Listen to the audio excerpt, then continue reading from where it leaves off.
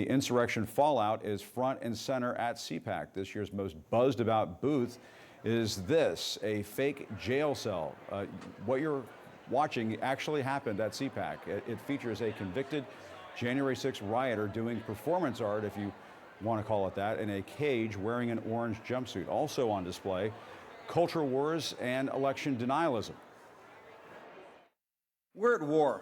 Think about after high noon on the 20th of January 2021, when an illegitimate imposter took over 1600 Pennsylvania Avenue and took over an administration. In my job, it's like the old Roman Coliseum, where you slam on a breastplate and you grab a battle axe and you go fight the barbarians. We're going to secure a border, build the damn wall, and when we finish it, we're going to name it after President Donald J. Trump. CNN's Michael Warren is there. Michael, a lot of this sounds very familiar, but the hits, I guess they keep the folks coming in there. What are you hearing from the attendees there? Well, Jim, in just a few hours, as you said, Donald Trump will take the stage, the final speech here at this three-day event, CPAC, Texas. He'll be preceded by two Republican candidates for governor that Donald Trump supported, who won their primaries earlier this week, Tudor Dixon of Michigan and Kari Lake of Arizona. But Trump is the big star here. He is ending things in just a couple of hours in the ballroom behind me. We talked to a few attendees about what they were expecting from Donald Trump tonight and whether they want to support him in 2024 if he decides to run for president. Take a listen. Donald Trump really stands for kind of that he's against the establishment, right? But these days, you know, ever since 2016, a lot more people are anti-establishment. A lot of people vouch for DeSantis especially, but the reason why I always go for Trump is because Trump really has the abrasiveness that nobody else has really quite captured yet. I look forward to just about everything he says, whether it be talking about securing our borders or talking about refunding the police and supporting them. I'm very passionate about that as well, and about going against censorship. There's a lot of things about our freedoms that are being infringed upon. I'm more in favor of Ron DeSantis. I think Ron DeSantis is got like new ideas, and he's, you know, younger, definitely more in touch with the people than I would say Donald Trump is. And that last gentleman was really an outlier here, Jim, at CPAC. You see a lot of Trump 2024 stickers, T-shirts saying things that the 2020 election was stolen. It really is a common theme here at this CPAC, sort of Trumpified CPAC, as we've seen over the past couple of years. And you mentioned that jail cell featuring someone who was arrested for their involvement in the January 6th riot at the Capitol, doing that performance art there. You've covered enough of these CPACs, Jim. You know there's always some dash of spectacle, and we'll be seeing probably more of that tonight from Donald Trump in just a couple hours. Jim?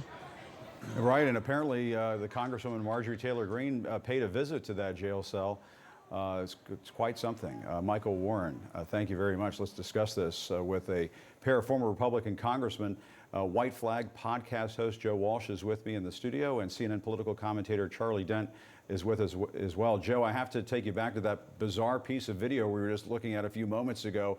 I guess some kind of symbolic January 6th rioter in a fake jail cell doing some fake snowflake tears here. I don't know if this is CPAC or Summer Shakespeare.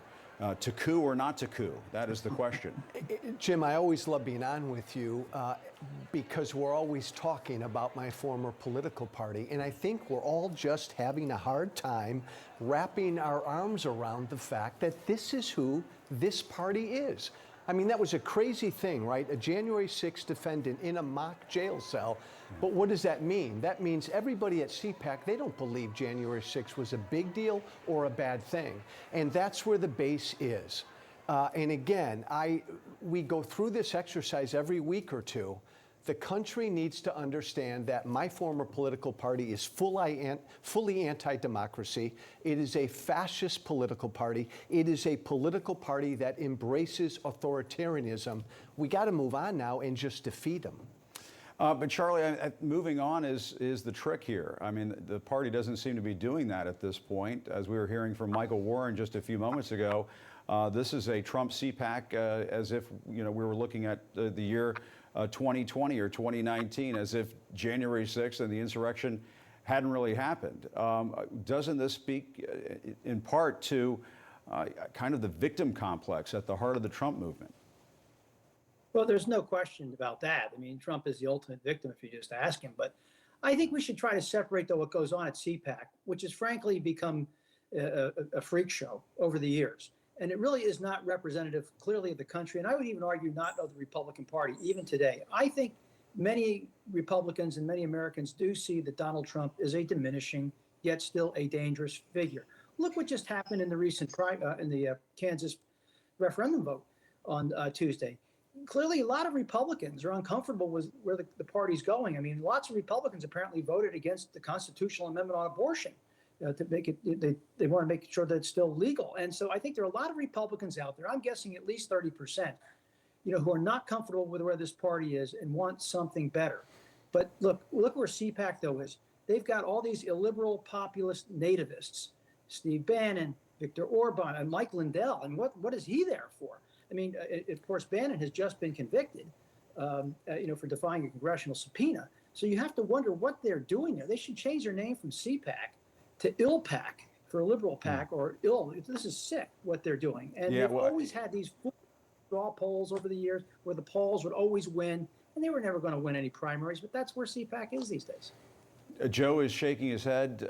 Joe, you want to respond? Jim, I love and respect my former colleague, Charlie Dent. No, this is where the Republican Party is. Look who's winning Republican primaries, election deniers, left and right. All you got to do is tune in to Tucker Carlson every single night if you want to know where the typical Republican voter is. Hateful, bigoted, authoritarian nationalism. This isn't just CPAC. This is the Republican Party base now. And Charlie, you mentioned Viktor Orban, the autocrat wannabe leader in Hungary. Every year, CPAC seems to be more and more about a political theater. But we saw the Hungarian Prime Minister, Viktor Orban, at this conference. He opened it up. It's opening up with a dictator wannabe. It's closing with a dictator wannabe and Donald Trump. But let's listen to what Orban had to say. Hungarian state institutions are obliged to protect the Christian culture of Hungary. Hungary shall protect the institution of marriage as the union of one man and one woman. Family ties shall be based on marriage or the relationship between parents and children. To sum up, the mother is a woman, the father is a man, and leave our kids alone. Full stop, end of discussion. Charlie, we just heard you a few moments ago say this is not what the Republican Party is all about, but here you have American conservatives cheering a pro-Putin, democracy-suppressing strongman spouting nationalist rhetoric, anti-gay bigotry. It is a dominant force in the party, though, is it? Is it not? Well, look, there is an illiberal populist nativist movement in many Western countries. Viktor Orban is the manifestation of it in Hungary. We see the Le Pen movement in France, Five Star in Italy, Alternative for Germany in Germany, UKIP with the Brexit, and of course Trumpism in the U.S. This is a dangerous trend. It is illiberal, and I would agree that these people have authoritarian leanings and do admire autocrats. This is a major problem for the Republican Party. I am not trying to diminish that. What I'm trying to suggest is not all Republicans agree with this. And I've always sensed but are there enough Republicans, Charlie, to stop this movement inside the GOP? Because it looks as though Trump is waiting in the wings, and perhaps Trump Light is right behind him. Yeah, but not yet. Look, do I think the Trump wing is dominant in the party at the moment? Yes, I do. And that's deeply regrettable and I think shameful. But that said, we need to empower those, the Liz Cheneys, the Adam Kinzingers, the Peter Myers, and there are plenty of other regular Republicans out there with whom I speak on a regular basis who do not like where this party is going. Yes, they are the minority, but the party establishment, the party leadership as it is now, that's the Trump wing, if they want to continue to lose elections, they should continue down the path that they're on, because Trump has brought nothing but defeat to the Republican Party in recent years. And so I think we have to, as a party, have to reevaluate where we are, because we are bleeding a lot of members.